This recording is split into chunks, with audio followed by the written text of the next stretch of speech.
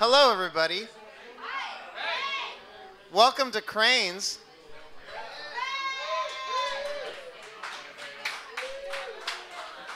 Happy holidays, motherfuckers. Thanks for giving us shit. We're going to talk about gambling. Yeah, this is a show called Getting Paid with Superior Fandom. Dude, we got the title right. It only took like 4 episodes.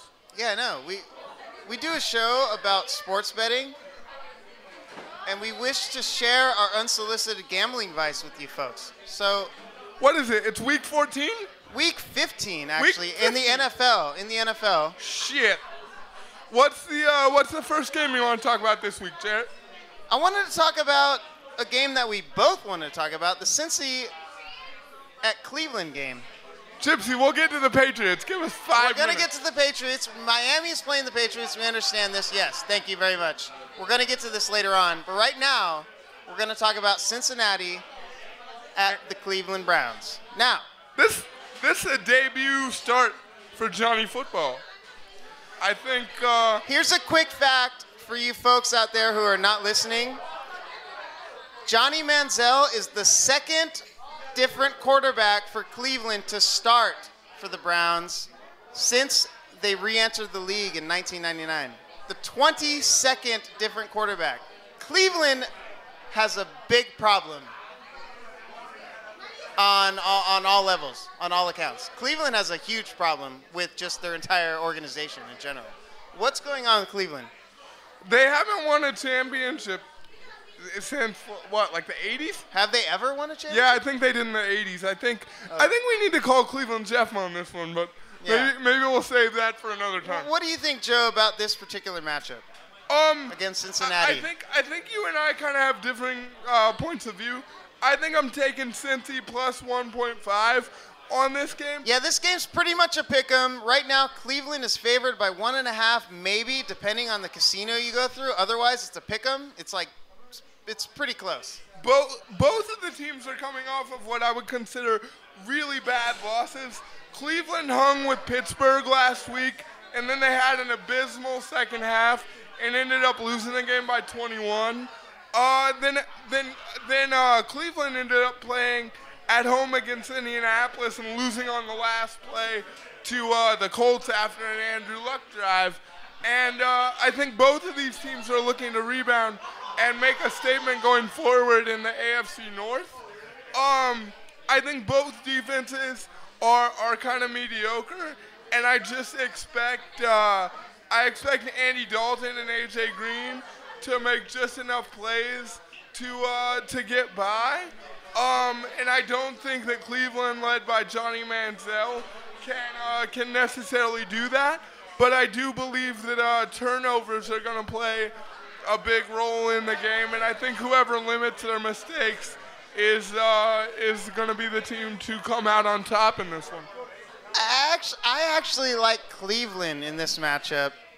Now, Cleveland won their last meeting against Cincinnati in Cincinnati on a Thursday night, which we did a show that night. Cleveland beat Cincinnati 24-3. Cleveland has covered 7 of their 10 most recent meetings and has always been an underdog in those 7 meetings. And this is the first meeting where they're facing Cincinnati that Cleveland has been favored. And I think there's something to be said about that. Cleveland, how is the fourth place team in the division being favored against the leader of the division? This is a division game, folks.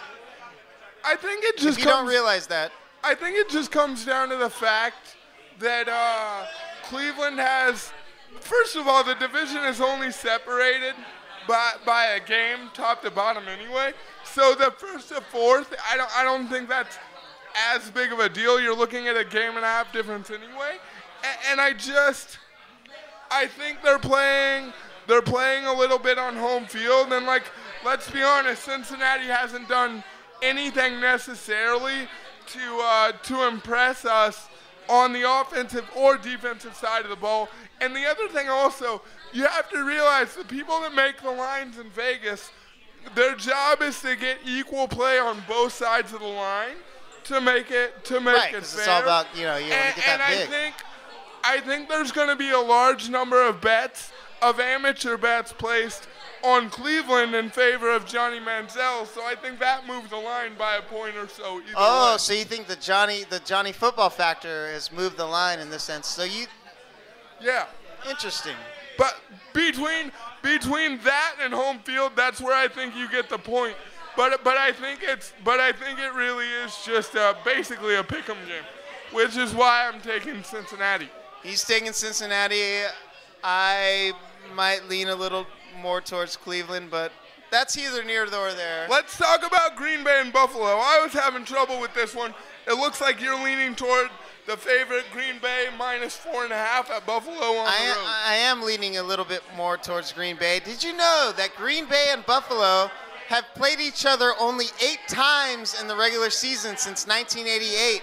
Even though Buffalo is 5-3 in their matchup history and has covered 6 of those 8 meetings, I still like Green Bay in this matchup. Jared, I did not know they've year. only played 8 times since '98 or whatever you said. I did not know that. Buffalo has covered 6 of those 8 meetings, but of those 6 meetings, the favorite has covered each time, and Green Bay is favored by 4.5 in this matchup. I like Green Bay. Green Bay is averaging almost 37, actually 36.9 points per game in their last 10 games, and have given up an average of only 22 points per game in the last 10 games. Buffalo, on the other hand, they've given up 19 points a game. They've only scored about 22 points. They match up really well actually against Green Bay this year. And Green Bay is fucking running up the scoreboard. If you put a gun to my head in this game, I'd probably also take the Packers. The reason I strayed away from it and just kind of wanna just not bet on this game in general is because Buffalo does have kind of an underrated defense, and I do think that they are capable of sort of limiting what Green Bay can do on the offensive side of the ball, and I think the -4.5 spread is just a little too thick for my blood, and I'm uncertain if they can pull away, but I do think Green Bay wins the game. But also I think your point about Green Bay's defense is Buffalo, you mean? No, but Green Bay's defense is very valid. I mean, Buffalo has a very underrated defense, but Green Bay has it could questionable go either way. defense. Yeah, it could go the way. Green Bay really has no defense. They just run up the scoreboard. Well, What happens when they face teams that have defenses? It's certainly inconsistent, I'll give you that much. And what I can tell you, and why I don't have a lot of firm confidence and a lot of picks today, is simply that. Like, a lot of the teams are facing wide spreads versus inconsistent teams, and I think that that's just an easy way for you to lose a bet. Like, no matter what team you wager on. And I just choose to stay away from those games. I think this game really comes down to, and this is where actually everything about this matchup is very tricky. Buffalo has had a terrible schedule, and so has Green Bay. In fact, each team has played 6 of the same teams, even though they've only played each other 8 times since 1988. I think that's ridiculous. But either way, each team has played both Minnesota, New England, Miami, Chicago, the New York Jets, and Detroit. And regardless of how they've executed against those teams, Green Bay is still they're shooting hot right now. Yeah. They're kind of shooting from the hip. But either way, Green Bay's hot. They're 10-3. I say stay away from this game. You pick Green Bay. Let's talk to the people a little bit about this San Francisco-Seattle game. There's a lot of Niner fans, a lot of Seahawks fans. Maybe somebody cares. The spread on this game is Seattle -10.5. I tend to think that Pete Carroll and the guys pull out on this one. What are your thoughts on this game? Joe loves Pete Carroll. I do. I think Joe is right on this one, actually. I called him the U.S. Seahawks, by the way. Seattle is looking pretty solid, especially in these final weeks of the season. They're coming off wins against Arizona, Philadelphia, and also, who are they playing this week? The Niners? They beat San Francisco. On the road. They just beat them on Thanksgiving. The road. Yeah. On the road. On the road. And now they're coming back home. Seattle is also 6-0 against the spread in their last 6 head-to-head matchups against San Francisco. Really? Yeah. Cool. None of those spreads, though, if anyone who is not paying attention, thank you very much. No, you're not. None of those spreads have gone above 7.5. This is the first double-digit point spread that's happened in, I don't know, a long time. Seattle's favored by 10, 10.5, depending on who you go. Seattle's really favored in this game. San Francisco is really slid off the block. They're coming off 2 tough losses. I know that I love Pete Carroll and I get a lot of shit for that, and I do. But I'd like to take a minute and talk about what's going on in San Francisco, because I think that's just as much going to dictate this game as much as anything that Seattle does. San Francisco is coming off a borderline humiliating loss at the hands of the Raiders. Oakland Raiders just beat San Francisco last week. Just hold on, just try to wrap your heads around that statement. What the fuck just happened?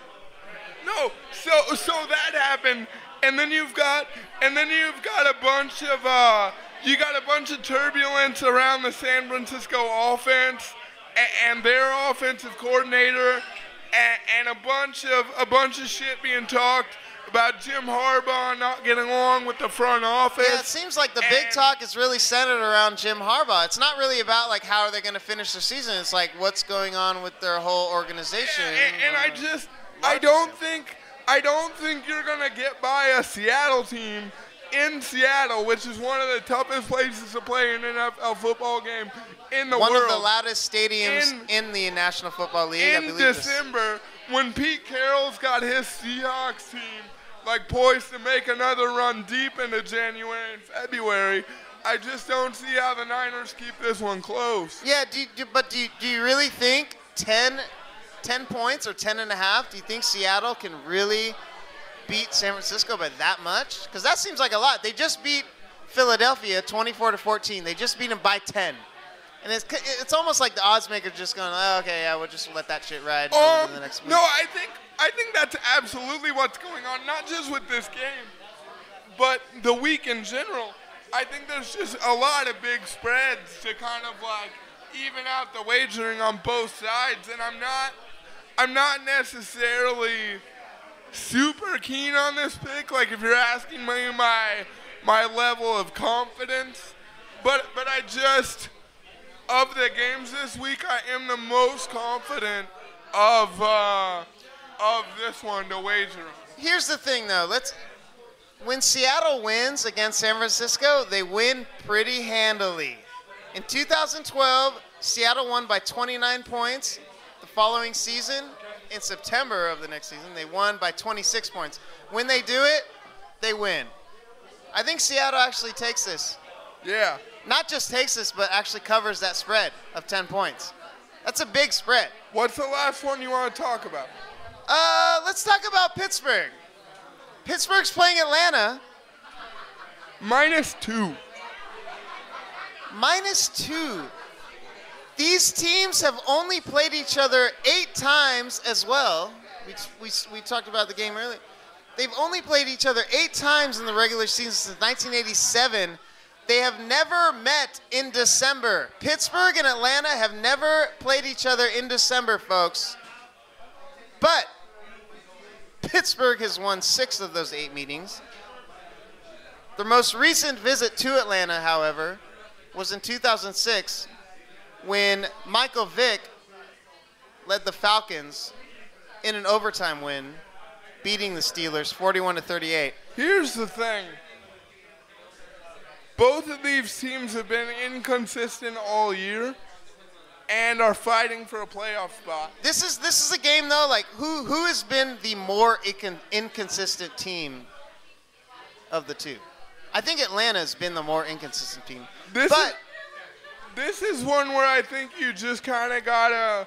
I think you stay away from this one. What's your pick before we get out of here? I